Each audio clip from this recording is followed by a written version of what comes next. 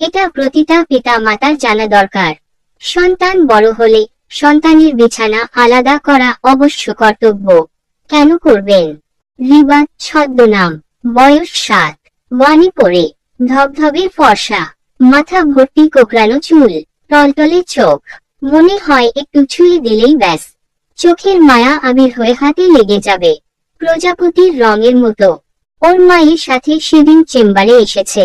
প্রসাবের জ্বালা পোড়া, তল পেটে ব্যথা। মায়ের ভাষ্য, ম্যাডাম পিসাকরণের সময় খালি কাঁদে আর লাফায়, পেট চেপে খিচড়া বৈশা থাকে। পরীক্ষা করে দেখতে চাইলে প্যান্ট খুলে রিবার মা যা দেখালো তার জন্য প্রস্তুত ছিলাম না বললেই ভালো। সরাসরি জিজ্ঞেস করলে মা বলবে কি যে কন ছোট মানুষ, মনে মনে দু একটা গালিও যে দিবে না বলা যায় না। ডাক্তারদের এক জীবন, কত কি যে দেখতে হয়। ঘুরিয়ে পচিয়ে জিজ্ঞেস করি বাড়িতে কে কে আছে। ওর বাপ আর আমি, আর কেউ না। না ম্যাডাম, তবে পাশেই ভাসুরের বাসা। ও কার সাথে খেলাধুলা করে? আমার ভাসুরের পোলার সাথে। বয়স 11-12, 6-এ পড়ে। সারাদিন দৌড়াদৌড়ি ঝাপাঝাপি, ভিডিও গেমস, ইউটিউব নাকি কি করে এসব নিয়ে থাকে। সারা বাড়িতে আর বাচ্চা কাচ্চা নাই তো, ওরাই খেলে। আমিও তেমন খেয়াল করি না। আহারে বাচ্চারা বাড়িতেই তো থাকে সারাদিন, হয় দাদির ঘর নয় চাচির ঘর। আসলে মায়া আমার এই একটাই, মিছা কইয়া লাভ নাই। চাচা চাচিও আদর করে খুব। মিতুল ছদ্মনাম, তু বইন বলতে অজ্ঞান। কখনো জিজ্ঞেস করেছেন কি খেলা খেলে? না ম্যাডাম, কি খেলবো আর চোর পলান্তি, পুতুল খেলা, এই সব আর কি। জিগানোর কি আছে? আছে, এখন জিজ্ঞেস করেন তো। রিবা, মিতুল ভাইয়ার সাথে কি খেলাধুলা করো বলো তো মা। বউ জামাই খেলে। বউ জামাই খেলা কি করে খেলো? মেয়ে যা বর্ণনা দিল শুনে মা মূর্ছা যান। ওর কি ছোট বাচ্চার আর দোষ কি? বাচ্চারা অনুকরণ প্রিয়, এটা সবাই জানে। বড়রা অবিবেচকের মতো কাজ করবে আর বাচ্চা কাচ্চা দেখে শুনে চুপ করে বসে থাকবে, এটা ভাবার কারণ নেই, আসলেই নেই। ওহ ভালো কথা। রিবা, মিতুল কাকে অনুসরণ করলো? বাবা মাকে, টিভি সিনেমাকে, নাকি ইউটিউবকে? কাউকে না কাউকে তো অবশ্যই। রিবা, এ ধরনের খেলা তো ভালো না মা, এটা পচা কাজ। কথা শেষ করতে দেয় না পাকনি বুড়িটা। টাস করে মুখের উপর বলে ওঠে, বাবা মা খেলেছে, তাহলে বাবা মা কি পচা? কি উত্তর দেবে রিবার মা? উত্তর দেয়ার কি মুখ থাকে?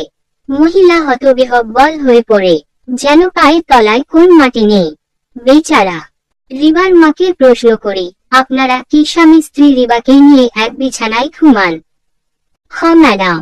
ছোট বাচ্চা, ওর বাপে কয় কি বুঝবো, ও ঘুমালেই তো কাদা, লোকটার খাই বেশি। বাচ্চা ঘুমালো কি ঘুমালো না, তরস হয় না। আমি আগেই কইছিলাম। হাহাকার থই থই কান্না হয়ে ঝরে পড়ে। আহারে দেখুন, আমরা বাচ্চাদের যতটা নির্বোধ মনে করি আসলে ততটা নির্বোধ ওরা না, বরং একটু বেশি বুদ্ধি রাখে ওরা। শুধু আমরা বড়রাই এই কথাটা মানতে চাই না। আমাদের দিয়ে ওদের হিসেব করি, কিন্তু ওরা হিসেবে বাবা মা দেখছে পাকা। যে কাজটা বাবা মা করে সে কাজটা খারাপ কিভাবে হয়? কাজেই বাবা মা বউ জামাই খেলা তারা খেলতে পারে, তাদের তো দোষ দেয়া যায় না। একটু ভেবে বলুন তো যায় কি? আসলে একটা নির্দিষ্ট সময় পর সন্তানদের বিছানা আলাদা হওয়াই বাঞ্ছনীয়। সবার পক্ষে হয়তো সন্তানদের জন্য আলাদা আলাদা রুম দেয়া সম্ভব না, সেক্ষেত্রে অন্তত বিছানাটা আলাদা করা যায়। বাবা মায়ের বিছানাটা কাপড় দিয়ে পার্টিশন দেয়া যায়, মশারির মতো। আর নিতান্তই যদি সম্ভব না হয়, শিশু সম্বলিত সংসারের দম্পতিদের অবশ্যই সর্বোত্তম সতর্ক অবলম্বন করতে হবে। কি সেটা আমি জানি না, আর সবার ঘরেই নিশ্চয় একরকম ফর্মুলা চলবে না।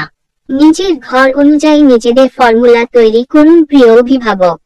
আমরা বাচ্চা কাচ্চা নিয়ে ঘুরতে যাই, মজার মজার খাবার খাই, দামি দামি গেজেট দেই, নতুন নতুন ট্রেন্ডি জামা কাপড় পরাই, কিন্তু সবচেয়ে দামি যে লেসন সেটাই দেই না, হেলথ এডুকেশন, সেক্স এডুকেশন। কত জরুরি যে এসব জীবনমুখী শিক্ষা। কি আজব আমরা, কবে বুঝবো এর গুরুত্ব?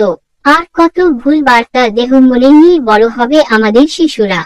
বাচ্চাদের কি কি করা উচিত আর কি কি না সেটা বলুন। ছোটদের কাজ, বড়দের কাজ কি কি জানান। ধীরে ধীরে নিজের শরীর সম্বন্ধে শিক্ষা দিন। গুড টাচ, ব্যাড টাচ সম্পর্কে জানান। নারী পুরুষের যৌন জীবন সম্বন্ধে শিক্ষা দিন। ধীরে ধীরে সহজ করে। কাজের লোক কিংবা ক্যানভাসারের কাছে ভুল জানার চেয়ে বাবা মার কাছে জানা ভালো নয় কি? প্রিয় অভিভাবকগণ, সন্তানের কথা বিশ্বাস করুন। সন্তানের বন্ধু হন। ধর্মীয় শিক্ষায় শিক্ষিত করুন এবং ধর্মীয় অনুশাসন মেনে চলতে উদ্বুদ্ধ করুন। মনে রাখা ভালো, লালন পালন করাই কিন্তু শেষ কথা না। সন্তানকে সুরক্ষিত রাখাও বাবা মার পবিত্র দায়িত্ব। আসুন ঠিকঠাক দায়িত্ব পালন করি। ওদের জীবনটা আরেকটু সহজ করি। শেয়ার করে দিয়ে সবাইকে জানার সুযোগ করে দিন। গল্প পড়তে ভালোবাসেন? নতুন নতুন গল্প পেতে ফলো দিয়ে রাখুন পেজটি। পরবর্তী গল্প আপলোড করা হলে নোটিফিকেশন পেয়ে যাবেন। ধন্যবাদ।